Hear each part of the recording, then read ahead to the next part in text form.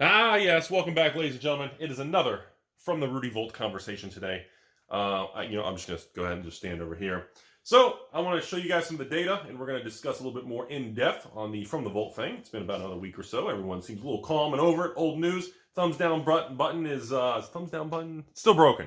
Try it though. Make sure you click the thumbs down. It might still be broken.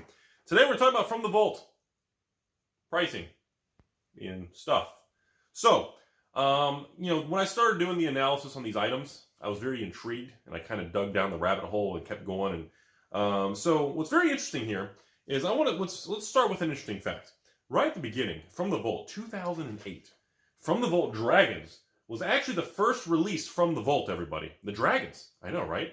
The Dragons was the first one, which actually only has an expected value. The 15 cards in Dragons are still only worth around $100 a piece. And the funny thing is, though, that's the one that actually carries, at the time, was actually not an inverted EV. Because the card value was around $100, and From the Vault Dragons were like $150 to $200 a piece. That one was the most correctly priced one out of all of them, which is the weirdest thing because this was the oldest. So a lot of people, I had some questions on this saying, well, Rudy, if that's the most correctly priced one, why is that the one? Why did it spike up so much on the open market where that one's like $500 now if the cards in that one are $100? That's like a 5x multiplier. The answer to that is because it was the first one, and it was the least printed one. That's the one that's having a higher multiplier, higher premium attached, because it was the original From the Vault in 2000, really, 2008? Is that 13 years ago? Oh, it's older than I thought it would be. So in 2008, according to at least the data I pulled from the internet, hopefully that information is accurate, so when they did that, remember when Wizards usually test a new product, they're always afraid of screwing it up, so they'll usually underdo it and take the more conservative route. So on the original From the Vault Dragons, they took a more conservative route on the supply, and they printed less. So that's interesting. But then when you go to number 2 here, which was 2009, From the Vault Exiled is where things changed. They really ramped up what I feel the value of the cards. The supply was a little bit higher, not by much. Remember, From the Vault, just remind you all, was a WPN exclusive product, similar to like a mystery box or originally spell books, I guess, but spell books are kind of crappy compared. It's like the cheapest packaging with one, it's crazy. You can't even compare them to From the Vault. So when Exiled came out, From the Vault Exiled came out in 2009. When I started monitoring Exiled, it has expected the 15 cards in the box are literally around $500 in value, plus or minus 10% depending on condition. And of course, the sealed From the Vault Exiled was sitting around $150 to $250 a piece when I started monitoring this back in October, November of 2020. And that was the really thing that really made me go, wow, are you serious? How does the sealed product, that's when, the rabbit hole got deeper and deeper, and, that's what happened. So you have a very limited supply. This was still kind of a new product line, and I didn't understand why you could buy From the Vault Exiled for $150 to $170, $180, and there's $500 worth of cards inside of it. It completely blew my mind, everybody. So the third From the Vault, obviously the most famous From the Vault, is going to be From the Vault Relics. Now this one is the most controversial from 2010, so 11 years ago. This is what really put From the Vault on the map. I feel From the Vault Relics is what really caused the market to take notice and start viewing From the Vault Relics differently. Now, I'm going to be straightforward with you all. I was very negative on From the Vault products. I bashed From the Vault Relics. Find my old video in 2016. I made fun of, said From the Vault are not investable. They are just a collectible item designed to be that way. I don't recommend it. I totally screwed that up. And that was one of the reasons I didn't have any of them. Well, I maybe had a couple, just from collections they would be in it. But overall, I didn't have a big position in From the Vault. And that video was 2016 or 2017. And yeah, that was a huge bad call, in my opinion. So, From the Vault Relics, yeah, Timmy Rudy mode was engaged there, let me tell you. So From the Vault Relics, this is an interesting one. This is the one I started buying and paying attention to when From the Vault Relics hit $900 to $1,000 a piece in the third, fourth quarter of 2020. And the reason for that caught my attention was the expected value of the 15 cards in From the Vault Relics was is currently about $1,150. But this one's the weird one.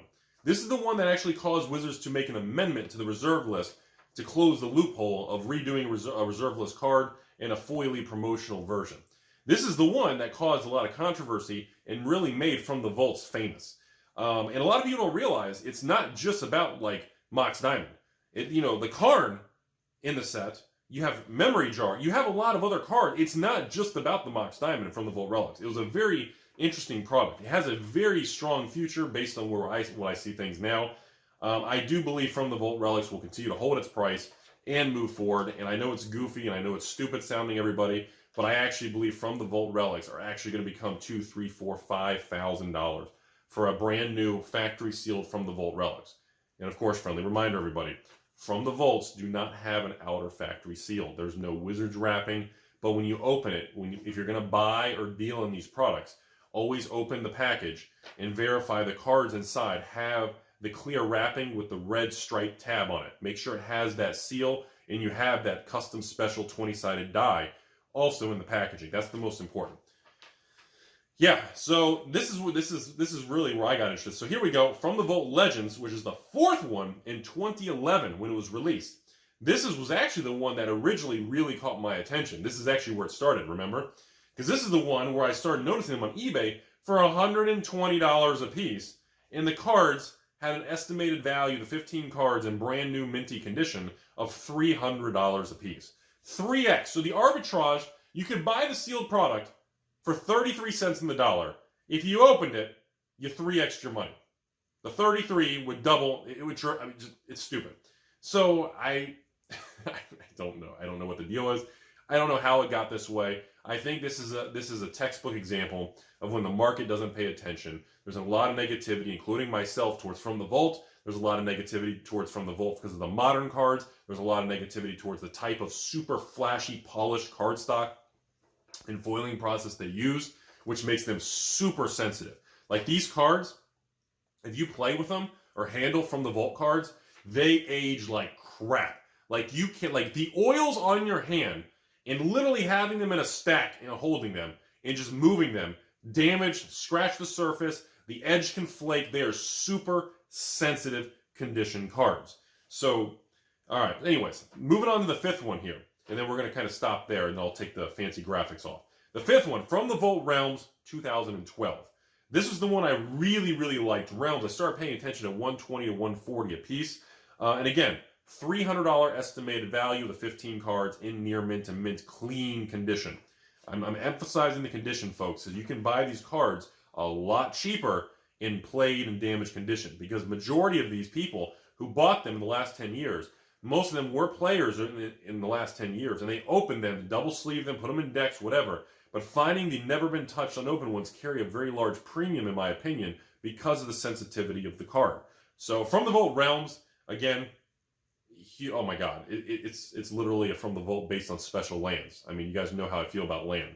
All right, so anyways, I'm going to comment on one or two other small little things here about like From the Vault Transform and From the Vault 20. Transform was the last one before they scrapped the series in 2017, which was hilarious because you could buy those things for like 50, 60 bucks on eBay, and the value of the cards were like 200.